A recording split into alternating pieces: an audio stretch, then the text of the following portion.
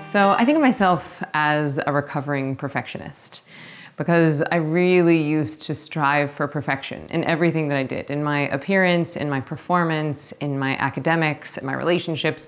I was so concerned with everyone thinking that I was perfect or achieving some ideal of what I thought perfection was that it actually kept me pretty trapped. And I think it kept me pretty inauthentic as well. Because I would argue that perfection is a prison, right? Because here's the news. There is no such thing as perfect in the relative world. When something is actually perfect, it's not relevant here on this plane anymore, and then it goes into the unmanifest. You know, if you as a human being become perfect, then you're not relevant here anymore. Then you got to go hang out with the angels or whatever you believe in. But if you're here, if you're human, if you're on this planet, then you're learning your lessons. You are up-leveling all the while.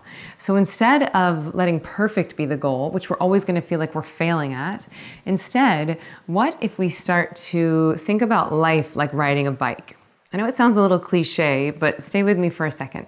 You know, when you're riding a bike, you're constantly adjusting course, even if it's happening subtly. You're shifting your weight to the right, you're shifting your weight to the left. And there is no book on how to ride a bike perfectly, because it's not like, oh, for 3 strokes of your pedals, lean to the right, and then for 4 strokes, lean to the left. No, you just get on the bike, you start, and then you feel it as you're going. And depending on if there's rocks or if there's sand or if you're on a hill, then you're constantly adjusting course.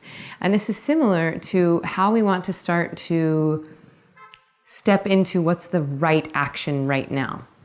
How can I best serve the need of the time right now? And the only way to do that is to treat our life like we're riding a bike. Is my life on a sandy path right now? Is it a rocky path? Are things leaning to the right, to the left? Do I need to counterbalance? And the only way that we're going to be able to know how to do that is by listening to our own intuition, right? And the more we can adapt to each new circumstance, this is how we're going to find the perfect balance, if you will. But the thing that I want to illustrate here is that perfect is not an end goal. It's not like, oh, I figured out the magic formula and now I keep it.